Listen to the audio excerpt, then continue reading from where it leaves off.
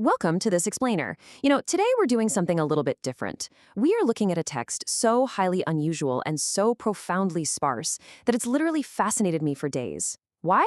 Well, purely because of what it doesn't say. It's a total enigma. We're talking about an absolute masterclass in minimalist mystery, and really, just a fascinating case study in how our human brains process missing information. So grab a seat, because we're about to look at a deeply curious artifact that's going to force us to question pretty much everything we know about narrative structure. Let me just ask you this. What actually makes a story truly haunting? Where does the fear really come from? When you read a thriller or dive into some dark paranormal history, does the terror come from the grotesque, terrifying details vividly spelled out on the page? Or does it crawl right out of those dark, empty spaces left completely unexplained? That is exactly the tension we're unpacking today. As you'll see, an absolute lack of detail can sometimes hit way, way harder than 1,000 words of heavy exposition.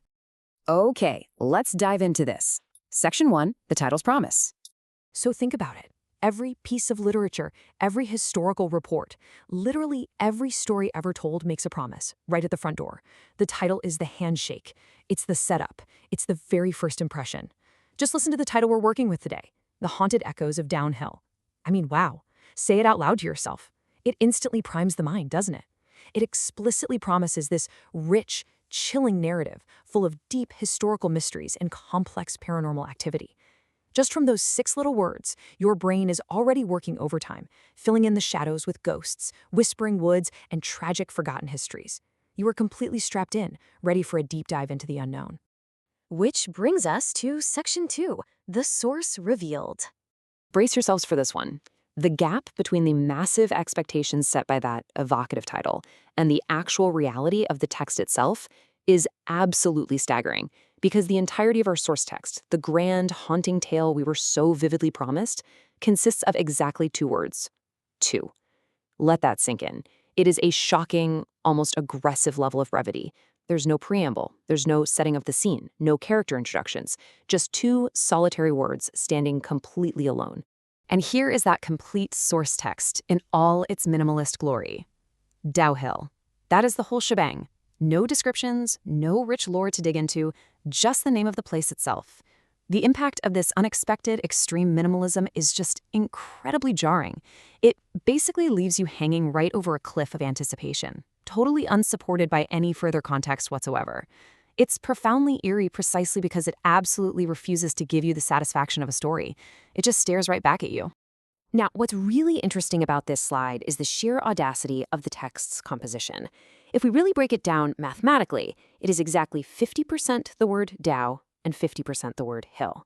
I know, it's almost comical how little we have to work with here, but that extreme linguistic breakdown is exactly the point. There is zero fluff, zero exposition. It is purely 100% an unadulterated anchor to a physical location. All right, moving into Section 3, defining haunted echoes. Because the text itself offers us literally nothing but absolute silence, we're kind of forced to become linguistic detectives. If the story won't speak to us, well, the metadata has to. Let's look closely at the word haunt. By definition, to haunt means to visit persistently, or to linger in the mind. A haunting implies a presence that simply refuses to let you go. And honestly, isn't that exactly what this empty text is doing to us right now? The persistent, lingering mystery of these 2 lonely words occupies our minds far more aggressively than any neatly resolved story ever could. It haunts us specifically because it's completely incomplete. And then we have the word echo.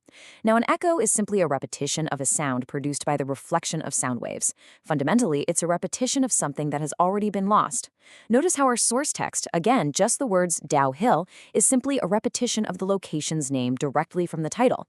The text isn't actually a story at all. The text is the echo itself. It's this brilliant, self-fulfilling linguistic loop just reflecting right back at the reader. Now for Section 4, the power of omission. So, what does this all mean? What does this profound absence of information actually achieve? Why does leaving things out often create a much stronger reaction than putting them in? And this brilliantly illustrates the core friction we've been talking about.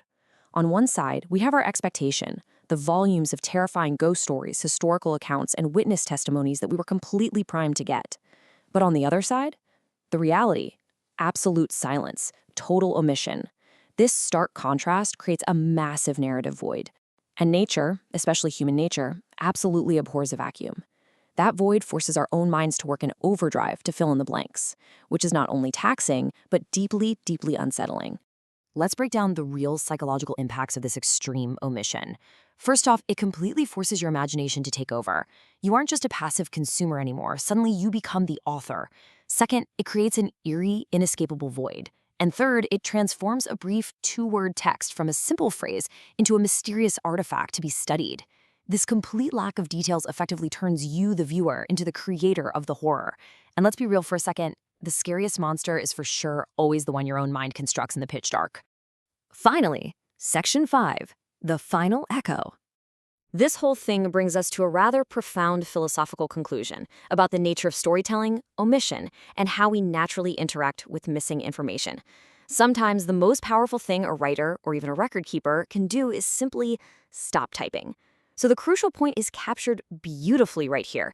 We have two core, fundamentally opposing components.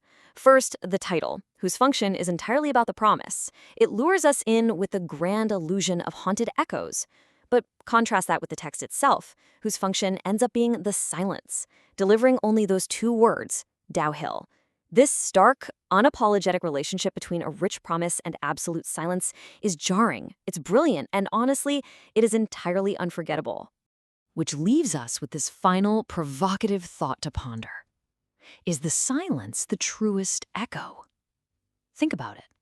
In a modern world absolutely overloaded with constant noise, endless data, and perfectly over-explained narratives everywhere you look, perhaps the most deeply haunting stories are actually the ones entirely devoid of detail, the ones that offer no comfort, zero resolution, and leave you entirely alone with your own thoughts. Thank you so much for joining me on this explainer today. I really hope this leaves you looking at the blank spaces in your learning and the silence in your stories just a little bit closer. Keep questioning everything, and we'll see you next time.